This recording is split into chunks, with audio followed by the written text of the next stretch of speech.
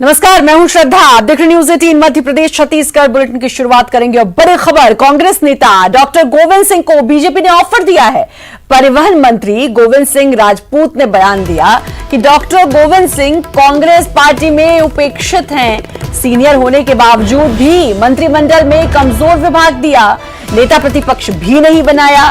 गोविंद सिंह को गोविंद सिंह राजपूत ने सलाह दी, सही फैसला लेकर कांग्रेस को जवाब देने की सलाह दी है। तो गोविंद सिंह को गोविंद सिंह राजपूत ने अब सलाह दी है और सलाह ये कि वो जवाब दे कांग्रेस को, और बीजेपी ने ऑफर दिया है अपनी पार्टी में आने का। गोविंद सिंह राजपूत ने गोविंद सिंह के लिए कहा, डॉक्टर गोविंद सिंह के लिए, कि बड़े नेता हैं, सीनियर नेता हैं, उसके बावजूद वो उपेक्षित हैं, उनको सही जगह नहीं मिली और नेता प्रतिपक्ष भी नहीं बनाया गया। अब एक ऑफर भी दिया है और साथ ही कहा है कि सही फैसला लेकर जवाब दे पार्टी को। साची सब मिला दें तो करीब 1 लाख लोगों ने अभी तक भारतीय जनता पार्टी की सदस्यता ली है। और जहां तक गोविंद सिंह जी की बात है तो वो मैं तो ये देखता हूं गोविंद सिंह जी एक अच्छे नेता हैं, पर कांग्रेस में उनकी कांग्रेस में उनको हमेशा उनके पर काट के रखा गया है, ना तो उनको भी अच्छा विभाग दिया गया। आज नेता प्रतिपक्ष की आस लगाए बैठे थे, वो भी नहीं बन पाए। तो मैं तो समझता हूं कि समय है, उनको भी अब कुछ निर्णय करना चाहिए। बीजेपी तो कल भी कह रही थी कि वर्किंग कमेटी में घमासान होगा, ये होगा, वो हो गया, तो सब सेटल हो गया। डॉक्टर गोविंद सिंह जी कांग्रेस के वरिष्ठ नेता हैं और पूरी तरह से कांग्रेस के साथ, और सोनिया गांधी, कमलनाथ जी सबके साथ हैं। और गोविंद सिंह जी से डरती है भारतीय जनता पार्टी, क्योंकि उन्होंने मामला उठाया अभी रेत जो खनन भारतीय जनता पार्टी के वहाँ नेता कर रहे हैं। उन्होंने कहा धरने बैठूंगा, उन्होंने कहा चंबल यात्रा करूंगा। तो एक घबराहट भारतीय जनता पार्टी में, जब घबराहट होती है तो फिर इस तरह के सबूखे छोड़ती है।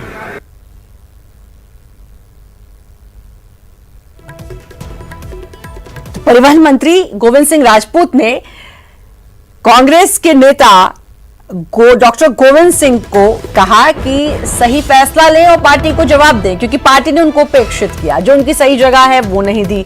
मंत्रिमंडल में कमजोर विभाग उनको दिया गया और उसके बाद जब नेता प्रतिपक्ष भी उनको नहीं बनाया गया। अनुराग जुड़ चुके हैं हमारे संवाददाता हमारे साथ। अनुराग, ऑफर दे रही है बीजेपी और कह रही है कि सही फैसला लें और जवाब दें।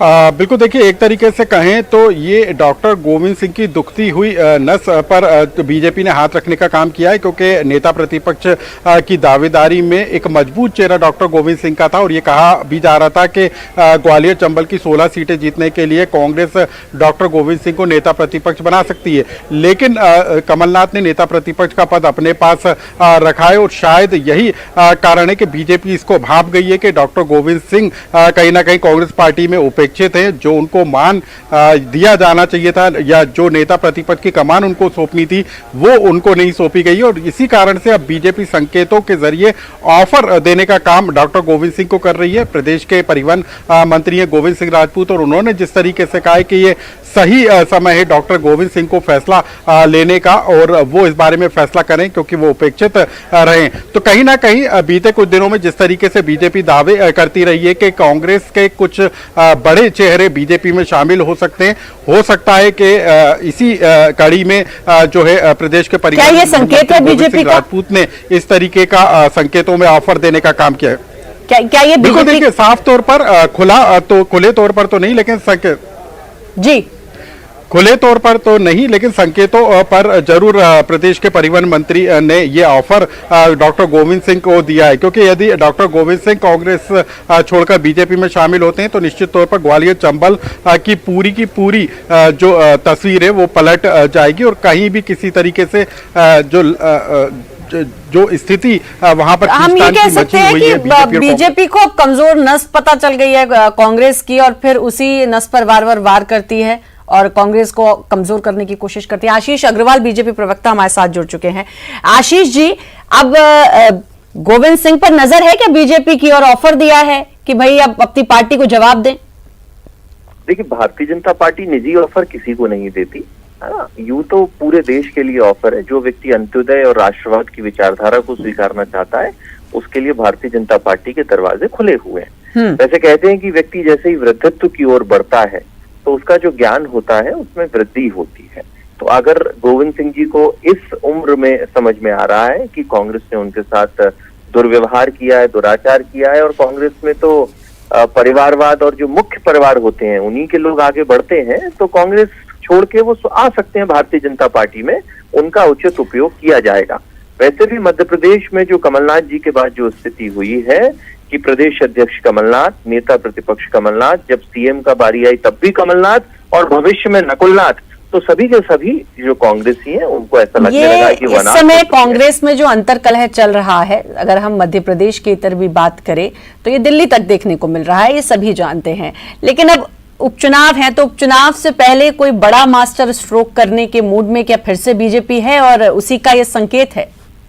देखिए, भारतीय जनता पार्टी जिस मास्टर स्ट्रोक को खेलना चाहती है वो मध्य प्रदेश के 7.5 करोड़ प्रदेशवासियों की भलाई है। आपने देखा होगा कि किस तरह से शिवराज सिंह जी ने जब से कमान संभाली है 29,000 करोड़ गांव गरीब किसान के लिए भेज दिए गए हैं। चाहे श्रम सुधार हो, चाहे मंडी सुधार हो, किसानों के लिए निर्णायक कदम हो, गरीबों और शोषितों का विषय हो, सब में उचित निर्णय लिए जा रहे हैं। हमारे लिए मास्टर स्ट्रोक विकास होता है। अच्छा, अगर मान लीजिए कि गोविंद सिंह जी को ये सलाह समझ में आ गई और वो अगर बीजेपी में शामिल हो गए, तो जाहिर सी बात है बीजेपी को एक बहुत बड़ा फायदा होगा। देखिए, मैंने आपको दोबारा बताया, भारतीय जनता पार्टी कोई प्राइवेट लिमिटेड ऑर्गेनाइजेशन नहीं है कि जिसमें एक ही परिवार का व्यक्ति रूल करता रहेगा। मोतीलाल नेहरू से लेके वर्तमान में सोनिया गांधी, राहुल गांधी, और उसके बाद भी जो आवाज है वो प्रियंका गांधी की है। तो निश्चित ही जो भी हमारे दल में जुड़ता है, हमें ऐसा लगता है कि हमारी शक्ति में वृद्धि हो रही है और हमारी विचारधारा और मजबूत हो रही है। विचारधारा मजबूत हो रही है, लेकिन ये भी है कि जहां कमजोर कड़ी है वहीं पर वार करने की जरूरत है, और फिर समय देखकर बीजेपी वार कर देती है और फिर फायदा जाहिर है, सबने देखा ही है।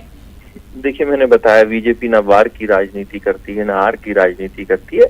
हम जनता की और विकासवाद की राजनीति करते हैं, राष्ट्रवाद की राजनीति करते हैं और करते रहेंगे।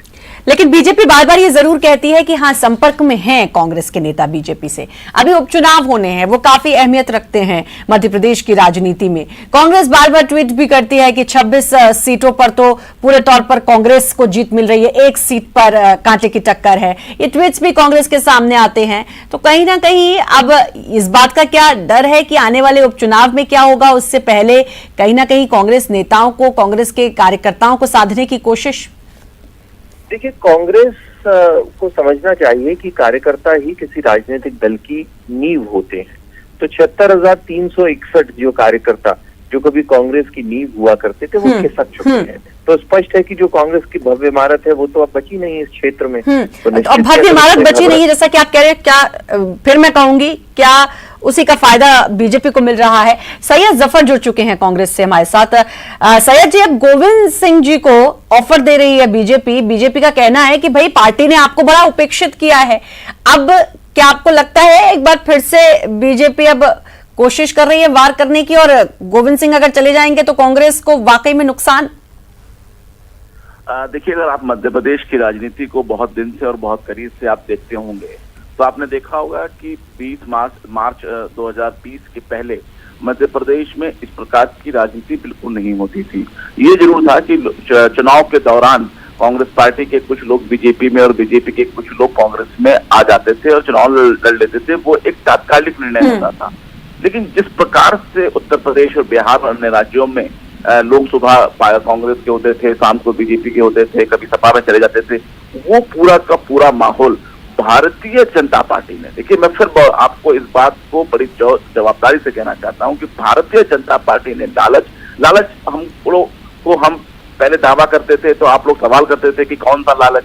तो जो 14 विधायक पूर्व विधायक कहला रहे हैं, जो विधायक नहीं है, उनको आपने मंत्री बनाया, इससे बड़ा लालच क्या होगा? नहीं, उनको मंत्री बनाया वो ठीक है, लेकिन यहाँ यही तो है ना, कमजोर कड़ी भी तो है, वो टूटने को भी तो तैयार हैं। मैं उसी का जवाब आपको अंत में दे रहा था कि आज जो टूटने की आप बात कर रहे हैं, मैं गोविंद राजपूत की बात करूंगा, सीधे तौर पे गोविंद राजपूत की बात करूंगा। गोविंद राजपूत जी ने 20 साल 25 साल लगातार कांग्रेस के अध्यक्ष रहे, विधायक रहे, मंत्री रहे, और सागर के अंदर वन साइडेड कांग्रेस के नेता रहे, और कई कांग्रेस के और कई बीजेपी के नेता उनके कार्यप्रणाली से दुखी रहे हैं। आप पूछ लीजिए, आप सवाल कर लीजिए। नहीं, लेकिन मसला यही है, यही तो अभी बात हो रही है कि इतने लंबे समय से कांग्रेस में वो रहे हैं, मंत्री रहे, आप कह रहे हैं बड़े नेता हैं, तो यही तो गोविंद सिंह राजपूत भी कह रहे हैं, परिवहन मंत्री, कि भाई उनको उपेक्षित किया जा रहा है। नेता प्रतिपक्ष बनने की बात आई तो खुद कमलनाथ बन गए, सीएम बनने की बात आई तो कमलनाथ बन गए, अध्यक्ष बनने की बात आई प्रदेश अध्यक्ष तो वो कमलनाथ बन गए। तो फिर ये उपेक्षित किया जा रहा है, तभी तो अब बीजेपी के पास बड़ा अच्छा मौका है, ये जो दिखाई दे रहा है। ये कौन अध्यक्ष बन गया, कौन मंत्री बन गया, कौन नेता प्रतिपक्ष बन गया, उससे कोई लेना देना नहीं है, और उससे कोई उपेक्षित नहीं होता। ये तो सीधे सीधे भारतीय जनता पार्टी ने पद और पैसों के दम पर इस प्रकार के कार्य किए हैं, और आगे भी मैं बिल्कुल आपकी बात से सहमत हूं कि भारतीय जनता पार्टी आगे भी लगातार ये बात तो मानेंगे ना सैयद जी कि जो कुछ अभी कांग्रेस में चल रहा है, मैंने पहले भी कहा, मध्य प्रदेश की राजनीति से बाहर भी जाकर देखें तो आप बहुत अच्छे से वाकिफ होंगे कि क्या कुछ चल रहा है। तो अब उसका खामियाजा तो कांग्रेस को ही भुगतना पड़ रहा है, और फायदा किसको हो रहा है ये भी आप अच्छे से जानते हैं। आशीष जी जुड़े हुए हैं हमारे साथ। आशीष जी, अब भाई आप लोग लालच देते हैं, आप लोग पैसे का लालच देते हैं, पद का लालच देते हैं, इसलिए आपकी पार्टी में लोग आते हैं। आशीष जी मुझे सुन पा रहे हैं? जी जी जी। हाँ, देखिए, ये कांग्रेस का भ्रम है, और ये खुशफहमी में जो कांग्रेस जीना चाहती है, तो गालिब का वो शेर बड़ा ही मुफीद बैठता है कि उम्र भर गालिब यही भूल करता रहा, धूल चेहरे पर थी और मैं आईना साफ करता रहा। तो कांग्रेस जरा इतिहास तो छाने। 67 से जो कांग्रेस टूटना प्रारंभ हुई, मोरारजी देसाई, चौधरी चरण सिंह, तब तो भारतीय जनता पार्टी का नामो निशान भी नहीं था, तब भी हमने इनको ऑफर दिया था। देखिए, कांग्रेस की हमें एक मिट्टी समझनी होगी। कांग्रेस विचारधारा आधारित दल नहीं है, नेता आधारित दल है, और जब भी इस पार्टी से सत्ता छूटती है, नेता कमजोर होता है, तो ये टूटती चली जाती। कांग्रेस ने 3 मुख्य स्तंभों पे अपनी राजनीति की, परिवारवाद, जातिवाद और तुष्टीकरण, और परिवारवाद के दंश से ये मध्य प्रदेश में भी टूट रही है, देश में भी टूटती चली आ रही है। वर्तमान में अगर मैं बात करूं तो आंध्र प्रदेश में जगन मोहन रेड्डी छोड़ के गए, क्या भारतीय जनता पार्टी ने उनको ऑफर दिया? हेमंत विश्वकर्मा गए तो उन्होंने क्या कहा कि राहुल गांधी ने उन कुत्ते खिलाने समय मेरे पास आशीष जी कम है। सैयद जी, स्पष्ट है कि ये कांग्रेस की आंतरिक कला है। यही मेरा सवाल है सैयद जी, बहुत समय कम है, यही मेरा सवाल है। हुआ जहाज है, और उससे लोग कि क्या जरूरत नहीं है कांग्रेस को चिंतन मनन करने की? भले ही लाख कोई ऑफर दे, लेकिन अगर आपकी पार्टी मजबूत है तो फिर कोई कैसे कहीं और जा सकता है? छोटा सा जवाब। अगर मैं आपके इस सवाल को अगर वास्तविकता से जोड़ते हुए जवाब दूंगा तो देखिए, इसमें बिल्कुल सच्चाई है कि कहीं ना कहीं कांग्रेस पार्टी के अंदर अनुशासन की कमी होती है, कहीं ना कहीं कांग्रेस पार्टी के नेताओं के अंदर जो समर्पण की भावना होनी चाहिए वो कम होती है। मैं इसको और समर्पण की भावना, अनुशासन, ये जितनी आप बात बोल रहे हैं, यूनिटी, जरूरत है इस समय कांग्रेस को कहीं ना कहीं चिंतन मनन करने की, ताकि फिर कोई भी पार्टी इसका फायदा ना उठा पाए। ये बहुत जरूरी है कांग्रेस के लिए। चलिए, अब देखना है क्या गोविंद सिंह इस ऑफर को समझते हैं या आगे क्या कुछ होता है, तो खैर वक्त बताएगा। आप दोनों का बहुत बहुत शुक्रिया। अनुराग, बहुत बहुत शुक्रिया तमाम जानकारी देने के लिए। ग्वालियर में 3 दिनों के बीजेपी के मेगा शो का आज कांग्रेस जवाब देगी। ग्वालियर पहुंचेंगे कांग्रेस के दिग्गज नेता सज्जन सिंह वर्मा और गोविंद सिंह। प्रेस कॉन्फ्रेंस कर बीजेपी के मेगा शो का पार्टी जवाब देगी। पार्टी के बड़े नेता विशेष विमान से भोपाल से पहुंचेंगे ग्वालियर।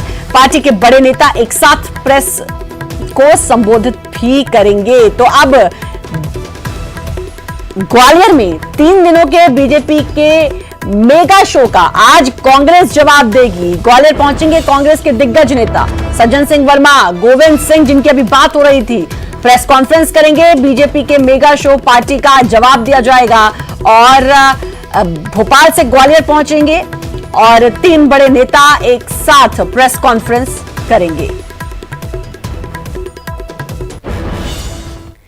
मध्य प्रदेश सरकार का नया और अत्याधुनिक विमान भोपाल पहुंच गया है। 60 करोड़ रुपए वाली ये 7 सीटर जहाज अत्याधुनिक सेफ्टी तकनीक से लैस है। इस 7 सीटर विमान का नाम बीच क्राफ्ट किंग एयरबी 250 है। 7 सीटर वाला ये विमान 35,000 फीट की ऊंचाई तक उड़ान भर सकता है। मुख्यमंत्री शिवराज सिंह चौहान अब इसी नए विमान से यात्रा करेंगे।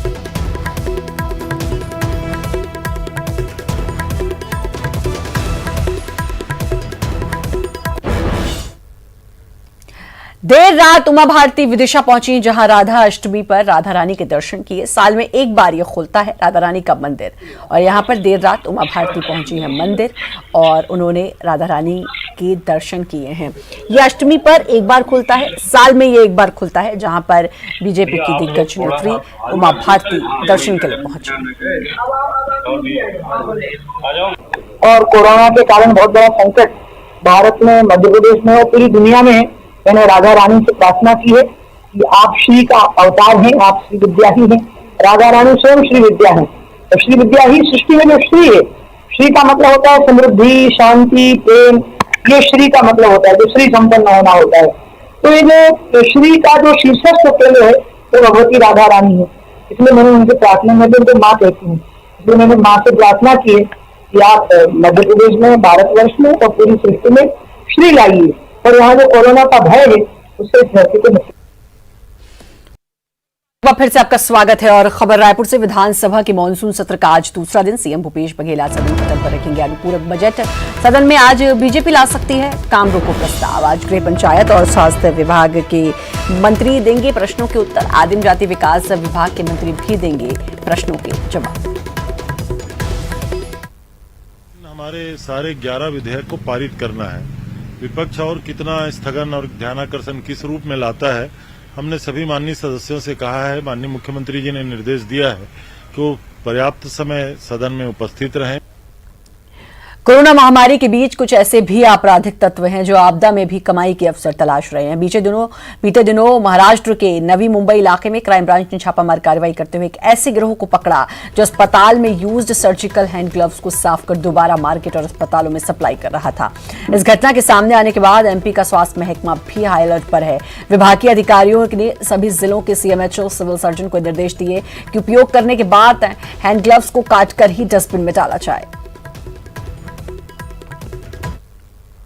में जो मेडिकल वेस्ट होते थे उनको रीयूज करके बाजारों में भेजा जा रहा था। स्कैम का भंडाफोड़ हुआ और काफी कुछ खुलासे हुए, लेकिन जिस तरीके से खुलासे हुए अन्य राज्य में यानी कि महाराष्ट्र में, उसको लेकर के अब एमपी में भी काफी हाई अलर्ट पर है स्वास्थ्य विभाग। सीधा हमारे साथ बात करने को उप संचालक एनएचएम हैं, उनसे बात करते हैं। सर, ये किस तरीके से अब एमपी भी अपना अलर्ट हो गया है? ये जैसे कि इसकी संभावना हर जगह से नकारा नहीं जा सकता कि ये लोग बाग जो वेंडर्स हैं वो रीयूजेबल प्लास्टिक या रबर की चीज़ों को रीयूज़ कर सकते हैं, उसको वॉश करके वैसी पैकिंग में कर दें।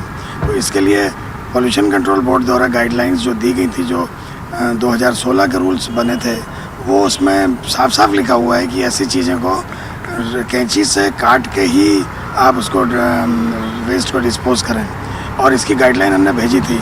कोविड को देखते हुए इसको बहुत ज़रूरी हो गया था, तो हम अप्रैल माह में ही हमने ये गाइडलाइन बना के पूरे सभी जिलों को भेजी थी। क्या कोई स्पेशल टीम भी इसके लिए बनाई गई है जो मॉनिटरिंग करे कि इस तरीके की कालाबाजारी मध्य प्रदेश में हो रही है या नहीं? कालाबाजारी के बारे में मॉनिटरिंग तो नहीं कह सकता, लेकिन जिला में हमने एक मॉनिटरिंग टीम बनाई है, कलेक्टर साहब की अध्यक्षता में बनी हुई है। हर की 6 महीने में बैठक होती है। यानी कुल मिला के हम कह सकते हैं कि प्राइवेट हॉस्पिटल्स हो या फिर गवर्नमेंट, ये पूरी तरीके से मॉनिटरिंग की जा रही है और समय समय पर गाइडलाइंस का हवाला दे करके उन्हें याद भी दिलाया जा रहा है कि अगर बायोमेडिकल वेस्ट है तो उसे किस तरह प्रॉपर्ली डिस्पोज करना है। यानी कि अगर ग्लव्स हैं या फिर कोई भी प्लास्टिक के प्रोडक्ट्स हैं तो उन्हें पहले कैंची से काटे, उसके बाद जो लाल रंग के डस्टबिन अस्पतालों में रखे रहते हैं उसमें ही डालें। कैमरा पर्सन अजय तंवर के साथ पूजा माथुर, न्यूज़ 18 मध्य प्रदेश, भोपाल। और रायपुर कैबिनेट मंत्री रविंद्र चौबे का बड़ा बयान। कोरोना के बढ़ते मामले को लेकर उन्होंने बड़ा बयान दिया है। आने वाले दिनों में चौंकाने वाले आंकड़े आएंगे। नए केस के अलावा मौत का भी आंकड़ा बढ़ सकता है। हमने धारावी और दिल्ली मॉडल को अपनाया। हमने अभी टेस्टिंग कैपेसिटी बढ़ाई है। कोरोना संक्रमण को नियंत्रित करने में सरकार होगी सफल। तो ये बड़ा बयान कोरोना को लेकर दिया है मंत्री रविंद्र चौबे ने और कहा कि आने वाले दिनों में चौंकाने वाले आंकड़े सामने आ सकते हैं। मौत का आंकड़ा भी बढ़ सकता है। कोविड-19 से जिस तरीके से राज्य सरकार अपने तरीके से लड़ रही है और पूरे देश में इसका संक्रमण लगातार बढ़ते जा रहा है और छत्तीसगढ़ में तो अभी ये पीक पॉइंट पर जाने के रास्ते में दिख रहा है। अभी तो कुछ और प्रकरण बढ़ सकते हैं, संक्रमण बढ़ सकता है, मौत के आंकड़े भी आप लोगों को बहुत ज्यादा। देवास में 3 मंजिला मकान गिरने के बाद मलबे से 11 लोगों को सुरक्षित बाहर निकाल लिया गया। हादसे में 2 लोगों की मौत हो गई। करीब 10 घंटे तक चले रेस्क्यू ऑपरेशन के बाद 11 लोगों को सुरक्षित निकाला गया। भोपाल से पहुंची एनडीआरएफ की टीम ने मलबे में फंसे 3 लोगों को कड़ी मशक्कत के बाद सुरक्षित निकाला। रात भर राहत और बचाव काम चलता रहा। मौके पर नगर निगम के अधिकारी, पुलिस और एनडीआरएफ की टीम मौजूद रही। घायलों को जिला अस्पताल भर्ती कराया गया। वहीं एक गंभीर रूप से घायल को इंदौर रेफर किया गया। वहीं सीएम शिवराज ने हादसे पर दुख जताया है। मुख्यमंत्री शिवराज सिंह चौहान ने दुख जताया। शिवराज सिंह चौहान ने ट्वीट कर सभी के सकुशल और घायलों के शीघ्र स्वस्थ होने की कामना की।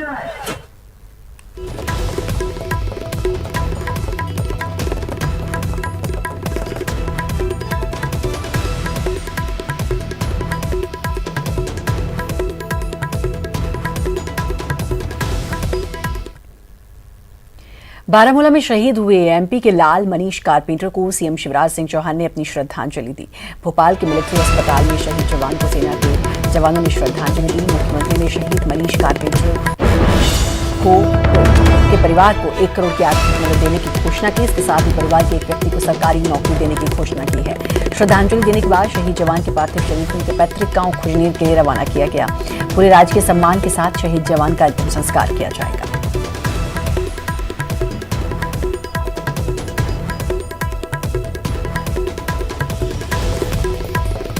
बारामूला में आतंकी हमले में शहीद हुए जवान जाबाज मनीष कारपेंटर को सीएम शिवराज ने श्रद्धांजलि दी है। मनीष कारपेंटर मध्य प्रदेश के राजपुर के खुजनेर के रहने वाले थे। भोपाल के बीएमई सेंटर में शहीद मनीष कारपेंटर को श्रद्धांजलि देने पहुंचे सीएम शिवराज ने ऐलान किया कि शहीद के परिवार को 1 करोड़ रुपए की राशि और परिवार के एक सदस्य को सरकारी नौकरी दी जाएगी। इतना ही नहीं, शहीद मनीष कारपेंटर की प्रतिमा भी स्थापित की जाएगी। परिवार को 1 करोड़ रुपए की सम्मान निधि मध्य प्रदेश सरकार की ओर से भेंट की जाएगी। उनकी प्रतिमा की स्थापना करेंगे। उपयुक्त संस्थान का नाम उनके नाम पर रखा जाएगा और परिवार में आश्रित को शासकीय सेवा में लिया जाएगा। ये परिवार से चर्चा करने के बाद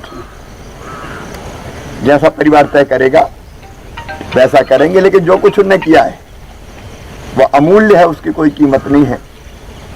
उसके लिए तो हम दोनों हाथ जोड़ के उनके चरणों में प्रणाम करते हैं। सम्मान निधि का कितनी राशि का कुछ 1 करोड़ रुपए सम्मान निधि अच्छा उनको परिवार को दी।